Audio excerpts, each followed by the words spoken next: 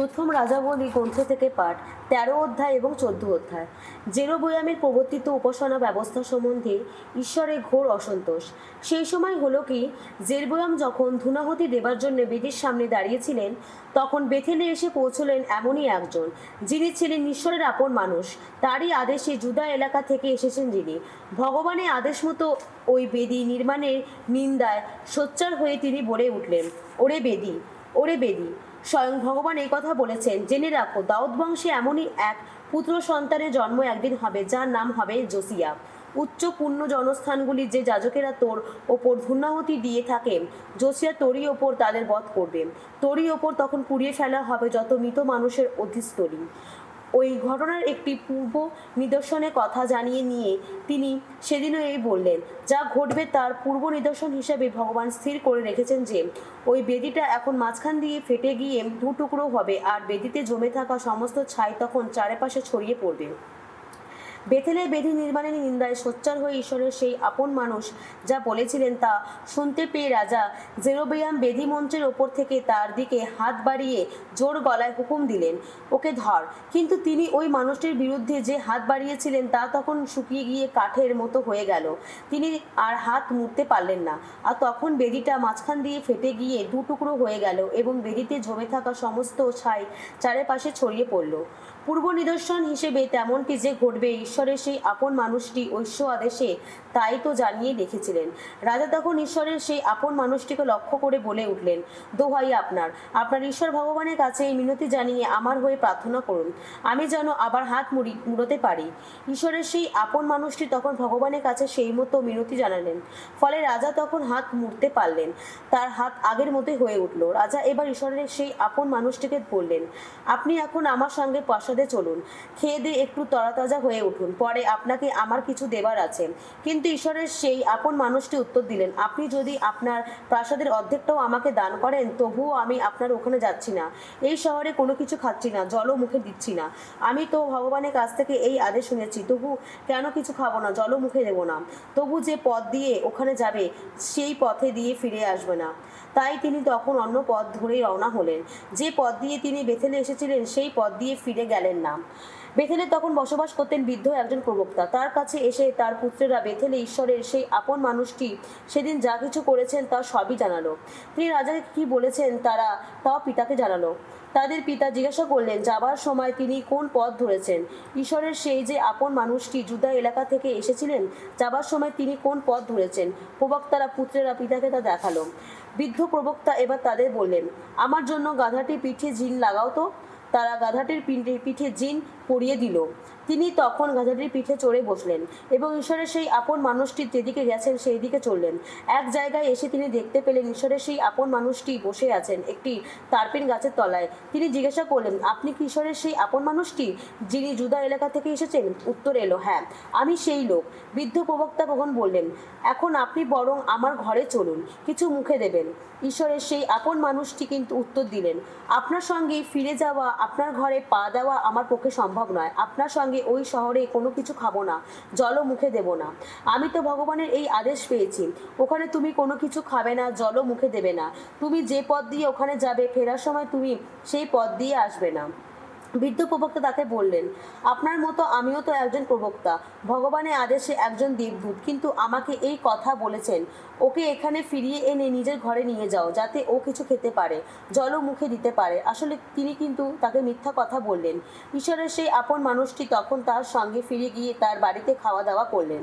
তখন হলো কি, তারা দুজনে যখন যেখানে বসে খাচ্ছেন, এমন সময় যে প্রবক্তা ঈশ্বরের সেই আপন মানুষটিকে ফিরিয়ে এনেছিলেন, তিনি ভগবানের বাণী শুনতে পেলেন।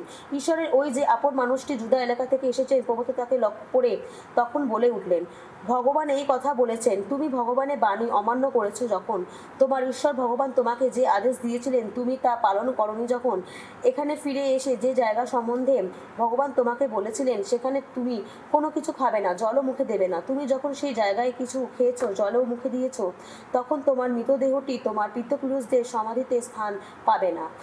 যে বৃদ্ধ প্রবক্তা ওই অন্য প্রবক্তাকে সেখানে ফিরিয়ে এনেছিলেন, খাওয়া দাওয়া শেষ হওয়ার পর তিনি নিজেই তার অতিথির জন্য গাধার পিঠে জিন পরালেন।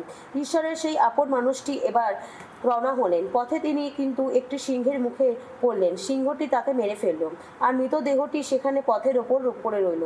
পাশে দাঁড়িয়ে রইল সেই গাধাটি, আর সেই সঙ্গে মৃতদেহটির পাশে দাঁড়িয়ে রইল সেই সিংহটি। একসময় কয়েকজন পথিক এসে দেখতে পেল সেখানে পথের ওপর পড়ে আছে মৃতদেহটি, আর মৃতদেহটির পাশে দাঁড়িয়ে আছে সেই সিংহটি। বৃদ্ধ প্রবক্তা যে শহরে বাস করতেন, তারা সেই শহরে এসে ব্যাপারটা জানালো যে প্রবক্তা ঈশ্বরের সেই আপন মানুষটিকে পথ থেকে ফিরিয়ে এনেছিলেন। সেই খবরটি পেয়ে তিনি বললেন, মৃতদেহটি নিশ্চয়ই ঈশ্বরের সেই আপন মানুষটির দেহ, যিনি ভগবানের আদেশ অমান্য করেছিলেন। ভগবান যে কথা তাকে জানিয়েছিলেন তা এইভাবে পূর্ণ হয়েছে। ভগবান তাকে সিংহে শিকার করে তুলেছেন, আর সিংহটি ঘাড় মোটকে তাকে মেরেই ফেলেছেন। তিনি তখন তার পুত্রদের বললেন, আমার জন্য গাধাটির পিঠে জিন লাগাও তো। তারা গাধাটির পিঠে জিন পরিয়ে দিল। তিনি রওনা হলেন। একসময় তিনি পথের ওপরে পড়ে থাকা সেই মৃতদেহটি খুঁজে পেলেন। তখনও গাধা ও সিংহ সেইভাবে মৃতদেহটির পাশে দাঁড়িয়েছিল। সিংহটি মৃতদেহটি খেয়েও ফেলেনি, গাধাটিকে ঘাড় মোটকে মেরেও ফেলেনি। প্রবক্তা তখন ঈশ্বরের সেই আপন মানুষটির মৃতদেহ মাটি থেকে তুলে নিয়ে ওই গাধাটির পিঠে চাপিয়ে দিলেন এবং তা শহরে ফিরিয়ে আনলেন। বৃদ্ধ প্রবক্তা তখন যথারীতি শোক পালন করে তা সমাধি দেবার জন্য সেখানে ফিরে এলেন। তিনি নিজের জন্য সংরক্ষিত সমাধির মধ্যে দেহটি রেখে দিলেন। তারপর, হায় রে ভাই আমার, শোক গাথাটি গাইতে গাইতে লোকেরা তার শোকে পালন করতে লাগলো। ঈশ্বরের সেই আপন মানুষটিকে সমাধি দেওয়ার পর প্রবক্তা তার পুত্রদের এই নির্দেশ দিলেন, এই যে সমাধির মধ্যে ঈশ্বরের সেই আপন মানুষটিকে রেখে দেওয়া হয়েছে, আমার মৃত্যুর পর তোমার কিন্তু আমাকেও সেখানে রেখে দিও। আমার অধিস্থলীগুলি তার অধিস্থগুলির পাশেই রেখে দিও। কেননা ভগবানের আদেশ মতো বেথেলের যজ্ঞবেদীর বিরুদ্ধে এবং সামরিয়ার শহরগুলির যত উচ্চ পূজন স্থানের বিরুদ্ধে তিনি যেন সেই যে বাণী ঘোষণা করে গেছেন তা কিন্তু সত্য হতেই হবে। জেরবয়াম ওই যে কুপথে চলেছিল, এই ঘটনার পরেও তিনি সেই পথ ছাড়লেন না। আগের মতোই তিনি সাধারণ লোকেদের মধ্য থেকে বেছে নেওয়া ব্যক্তিদের উচ্চ যত পূজন স্থানের যাজক পদে বসাতে লাগলেন। যে কেউ উচ্চ কোনো পূজন স্থানে যাজক হতে চাইলেন, তিনি তাকে সেই পদে অধিষ্ঠিত করতেন। এই কাজটা কিন্তু জেরবয়াম বংশের পাপের কারণ হয়ে দাঁড়ালো, আর শেষে তাই ওই বংশের ধ্বংস ঘটালো। এই পৃথিবীর বুক থেকে তার সম্পূর্ণ বিলুপ্তি ঘটালো। সেই সময় জেরবয়ামের পুত্র আবিয়া অসুস্থ হয়ে পড়ল। জেরবয়াম তখন তার স্ত্রীকে বললেন, তুমি একটা কাজ করো, এমন ছদ্মবেশ ধারণ করো যাতে কেউ এই কথা বুঝতে না পারে যে তুমি জেরবয়ামের স্ত্রী। তারপর শিলয়ে যাও। প্রবক্তা আহিয়া, যিনি আগে থেকে এই কথা বলেছিলেন যে আমি এই জাতির রাজা হব, তিনি তো সেইখানে বাস করেন। 10টি রুটি, কয়েকটি পিঠে আর একটি ঘটি মধু সঙ্গে নিয়ে গিয়ে তার সঙ্গে দেখা করো। ছেলেটি কি ঘটবে তা তিনি তোমাকে জানিয়ে দেবেন। এমন ব্যবস্থা করার পর জেরবয়ামের স্ত্রী রওনা হলো। শিলোয় পৌঁছে তিনি আহিয়ার বাড়িতে গেলেন। আহিয়া তো তখন কিছুই দেখতে পান না। বার্ধক্যের জন্য তার চোখ দুটি অন্ধ হয়ে গেছে। ভগবান কিন্তু আগে থেকে আহিয়াকে জানিয়ে দিয়েছিলেন, জেরবয়ামের স্ত্রী তার ছেলের ব্যাপারে জানতে তোমার কাছে আসছে। ছেলেটি এখন অসুস্থ। জেরবয়ামের স্ত্রীকে তুমি এখন এই বলবে, সে অবশ্য ছদ্মবেশেই আসবে। জেরবয়ামের স্ত্রী যখন দরজার কাছে এসে দাঁড়ালেন, তখন তার পায়ের শব্দ শুনে আহিয়া বললেন, ভেতরে এসো জেরবয়ামের বউ, তুমি কেনই বা অমনভাবে নিজের পরিচয় গোপন করে রেখেছ? তোমাকে একটা কঠোর সত্য শোনবার ভার আমার ওপর পড়েছে। যাও, জেরবয়ামকে গিয়ে বলো, ইসরায়েলের ঈশ্বর স্বয়ং ভগবান এই কথা বলছেন, তোমাকে আমি সাধারণ লোকেদের মধ্য থেকে তুলে নিয়ে এসে সম্মানের আসনে বসিয়েছি, আমার আপন জাতি ইসরায়েলের শাসক করে তুলেছি। আমি তো দাউদ বংশের হাত থেকে এই রাজ্য কেড়ে নিয়ে তোমার হাতে তুলে দিয়েছি, অথচ তুমি আমার সেবক দাউদের মতো মানুষ হয়ে উঠতে পারোনি। দাউদ তো আমার সমস্ত আদেশ পালন করেছে, মনে প্রাণে আমার অনুগামী থেকেছেন, আমার দৃষ্টিতে যা ধর্মসম্মত সে তো শুধু তেমন কাজই করেছে। আর তুমি কিনা তোমার সমস্ত পূর্বসূরির তুলনায় আরও দুরাচরণ করেছ। নিজের স্বার্থে অন্য যত দেবতার মূর্তি ঢালাই করা, যত বিগ্রহ তৈরি করিয়ে নেবার স্পর্ধা দেখিয়ে আমাকে অতিষ্ঠ করে তুলেছ, আর এই আমাকে তুমি তো তোমার পেছনেই ফেলে দিয়েছ। তাই আমি এবার জেরবয়াম বংশের ওপর অমঙ্গল ডেকে আনবো। জেরবয়াম বংশের প্রতিটি পুরুষ মানুষের, তারা ইসরায়েল দেশে কৃতদাস বা স্বাধীন মানুষ, যেমন লোকই হোক না কেন, তাদের সকলকে বিনাশ ঘটাবো। পশুর নাদা যেমন করে ঝেঁটিয়ে ফেলে দেওয়া হয়, আমিও তেমনি জেরবয়াম বংশের সকলকে একেবারে ঝেঁটিয়ে ফেলেই দেবো। জেরবয়াম বংশের যারা মরবে শহরের ভেতরে, তারা সবাই কুকুরের পেটেই যাবে, আর যারা মরবে বাইরে কোথাও, আকাশের যত শিকারী পাখি খাদ্য হবে তারা। ভগবান নিজেই তো এই কথা বলেছেন। শোনো, তুমি এখন ঘরে ফিরে যাও। তুমি শহরে পা দেওয়া মাত্রই তোমার ছেলেটি মারা যাবে। ইসরায়েলের সকলেই তখন তার মৃত শোকে পালন করবে। তারপর তাকে সমাধি দেওয়া হবে। আসলে জেরবেয়াম বংশের মধ্যে শুধু সেই সমাহিত হতে পারবে, কেননা জেরবেয়াম বংশে শুধু তারই অন্তরে ইসরায়েল ঈশ্বর ভগবানের প্রতি কিছু ভক্তি খুঁজে পাওয়া গেছে। ভগবান একদিন নিজের জন্য ইসরায়েলের এমনই এক রাজার আবির্ভাব ঘটাবেন, যে রাজা জেরবেয়াম বংশের বিলুপ্তি ঘটাবেন। ভগবান তখন ইসরায়েলের ওপর বরাবর আঘাত হানাবেন। ইসরায়েলের দশা হবে যেন জলের স্রোতে দোল খাওয়া নলখাগড়ারই মতো। ভগবান এই যে অমন একটি ভাল দেশ ইসরায়েলীয়দের পিতৃপুরুষদের হাতে তুলে দিয়েছেন, তিনি তখন সেই দেশ থেকে তাদের উচ্ছেদ করে ইউফ্রেটিস নদীর ওপারে তাদের সরিয়ে দেবেন, কেননা ওদের সব আশেরা তৈরি করে তারা তাকে তো অতিষ্ঠই করেছেন। জেরবেয়াম নিজে যে সমস্ত পাপ করেছে এবং তার প্ররোচনায় ইসরায়েলের লোকেরা যে সমস্ত পাপ করেছেন, ভগবান সেই সব পাপের জন্য ইসরায়েলকে পরিত্যাগ করবেন। জেরবেয়ামের স্ত্রী সেখান থেকে বেরিয়ে এলেন, তিসরায় ফিরে গেলেন। তিনি নিজের বাড়ির দোরগোড়ায় পা দেওয়ার মাত্রই তার ছেলেটি মারা গেল। তাকে সমাধি দেওয়া হলো এবং ভগবান তার সেবক প্রবক্তা আহিয়ার মুখ দিয়ে যে বাণী ঘোষণা করেছিলেন, সেই মতো ইসরায়েলের সকলেই তখন তার মৃত শোকে পালন করল। জেরবেয়ামের রাজত্বকালের অন্যান্য ঘটনার কাহিনী, তিনি কেমনভাবে যুদ্ধ করেছিলেন এবং শাসন করেছিলেন, সেই সব কথা তো ইসরায়েলের রাজাদের কালানুক্রমিক কর্মবৃত্তান্ত গ্রন্থে লেখা রয়েছে। জেরবেয়াম 22 বছর ধরে রাজত্ব করেছিলেন। তারপর তিনি তার পিতৃপুরুষদের পাশে শায়িত হলেন। তার পুত্র নাদাব তখন তার জায়গায় রাজা হলেন। এদিকে সলোমনের পুত্র রেহবিয়াম তো জুদার রাজা হয়েছিলেন। তিনি যখন রাজা হন তখন তার বয়স ছিল 41 বছর। ইসরায়েলের সমস্ত গোষ্ঠীর এলাকাভুক্ত নগরগুলির মধ্যে থেকে ভগবান নিজের নামের অধিষ্ঠান ভূমি করে তোলার উদ্দেশ্যে যে নগরটিকে বেছে নিয়েছিলেন, রেহবিয়াম সেই জেরুজালেম নগর থেকে 17 বছর ধরে রাজত্ব করলেন। তার মায়ের নাম ছিল নায়ামা। আমনিয়া মেয়ে ছিলেন তিনি। ভগবানের দৃষ্টিতে যা অন্যায়, জুদার লোকেরা তেমন সব কাজই করতে লাগলো। তাদের পিতৃপুরুষেরা ভগবানের যতটা ভক্তি করেছিল, তারা তখন সে সমস্ত পাপ করলো। তাতে তিনি আরও উত্ত্যক্তই হয়ে উঠলেন। সেই সমস্ত তারাও প্রতিটি উঁচু পাহাড়ে ডালপালা মেলে দেওয়া প্রতিটি গাছের ছায়ায় নিজেদের উচ্চ যত পূজন স্থান গড়ে তুলল, যত ধর্মস্তম্ভ ও যত আশেরা দাঁড় করালো। এমনকি দেশে তখন দেউল গণিকদের দেখা দিতে লাগলো। ভগবান ইসরায়েলীয়দের সামনে থেকে উৎখাত করে সেই যেন সমস্ত বিজাতীয়দের দেশ ছাড়া করে দিয়েছিলেন। জুদার লোকেরা তখন সব ব্যাপারে তাদের জঘন্য আচার আচরণ অনুসরণ করতে শুরু করলো। রাজা রেহবয়ামের অমলের 5ম বছরে মিশর রাজা সিসাক জেরুজালেমের বিরুদ্ধে রণ অভিযান করলেন। তিনি ভগবানের মন্দিরের সমস্ত ধনসম্পদ এবং রাজপ্রাসাদের সমস্ত ধনসম্পদ লুট করে নিলেন। সব কিছু লুট করে নিলেন তিনি, এমনকি সলোমনের তৈরি করানো সেই সমস্ত সোনার ঢালও কেড়ে নিলেন।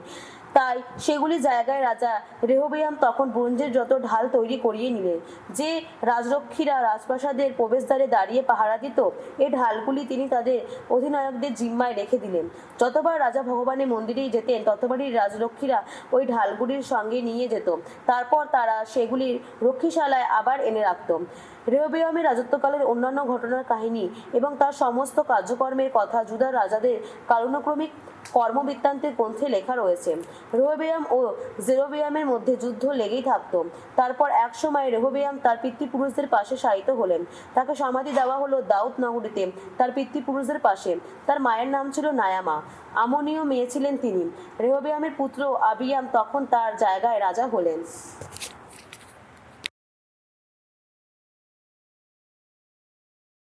প্রবচন গ্রন্থ থেকে পাঠ, 1 অধ্যায় 1 থেকে 19 পদ। দাউদের পুত্র ইসরায়েলের রাজা সলোমনেরই প্রবচনমালা। এই প্রবচনগুলির উদ্দেশ্য মানুষ যেন প্রজ্ঞার কথা জানতে পারে, সৎশিক্ষা পেতে পারে, যত সারগর্ভ উক্তির অর্থ বুঝতে পারে, সে যেন সুবুদ্ধির শিক্ষা পেতে পারে, যেন ধর্মিষ্ঠতা, ন্যায় বিচার ও সত্যনিষ্ঠার আদর্শেই দীক্ষিত হতে পারে। সরল মনের মানুষ যেন সাবধানী হয়ে উঠতে পারে, তরুণ বয়সের মানুষ যেন জ্ঞানী বিবেচক হয়ে উঠতে পারে, মানুষে যেন বুঝতে পারে যত প্রবচন ও রূপকের মর্মকথা, প্রাজ্ঞের যত উক্তি, যত প্রহেলিকার মর্মকথা। প্রাজ্ঞ মানুষ এগুলি মন দিয়ে শুনুন, নিজের জ্ঞানের সঞ্চয় বাড়িয়ে তুলুন। যার বোধবুদ্ধি আছে সে জীবন পথে চলার রীতি শিখে নিক। ভগবদ্ ভীতি এই তো সদ্জ্ঞানের প্রথম সোপান। নির্বোধ মানুষ কিন্তু প্রজ্ঞা ও সৎশিক্ষা তুচ্ছই করে।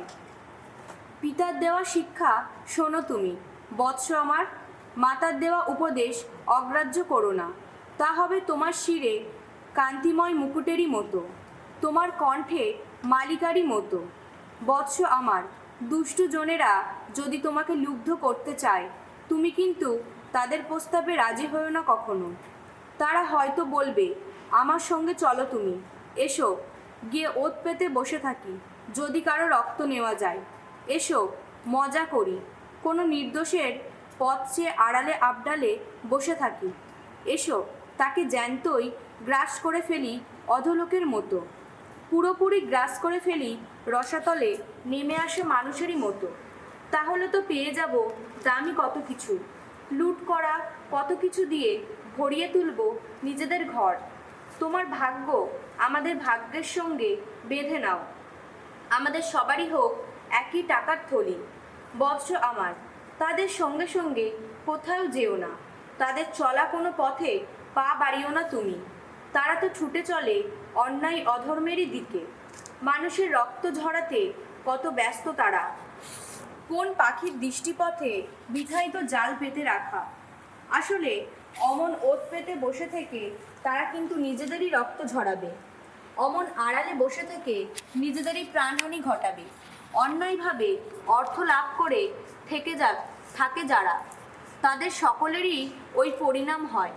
অমন অর্থের মালিক হয় যারা, ওই অর্থটাই তাদের প্রাণ হরণ করে নেয়।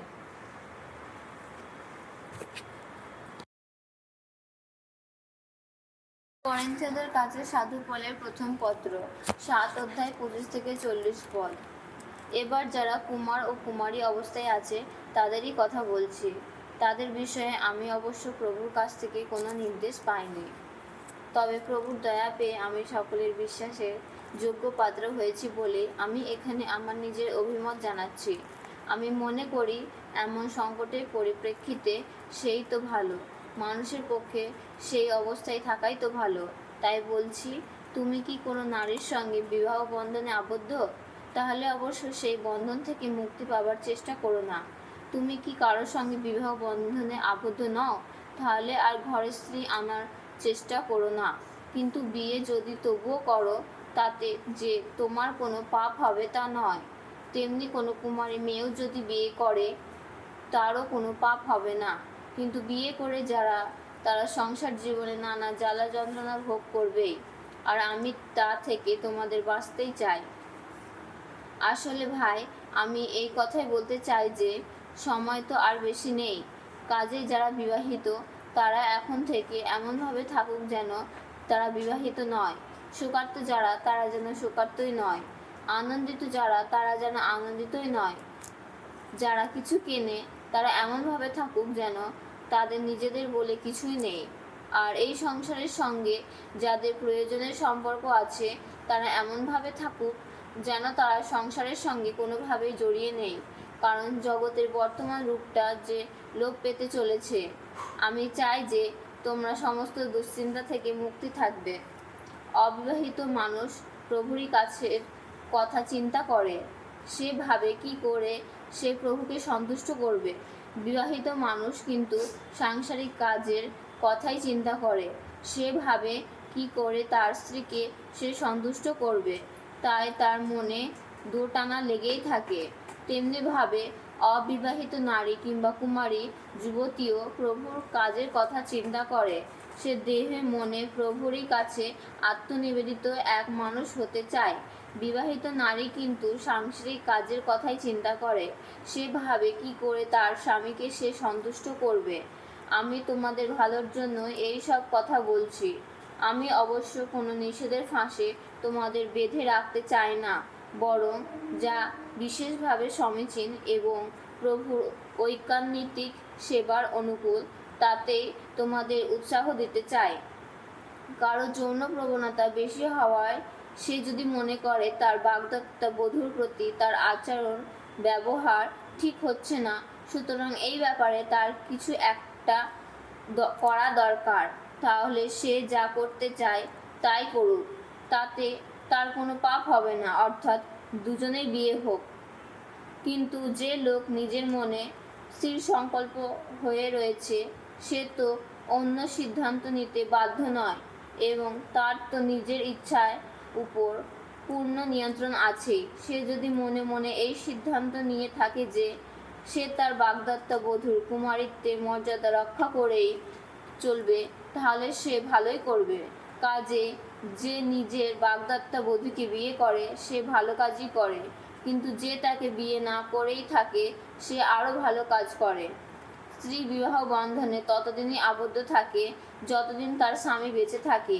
স্বামীর মৃত্যু হলে সে কিন্তু যাকে ইচ্ছা বিয়ে করতে পারে, তবে সেই স্বামী যেন প্রভুর একজন অনুগামী হয়। তবুও আমার মতে সে যেমন আছে যদি তেমনি ভাবেই থাকে তবে সে আরও সুখী হবে। এই হলো আমার অভিমত, এবং আমি মনে করি যিনি ঈশ্বরের আত্মা আমিও তাকে নিজের অন্তরে পেয়েছি।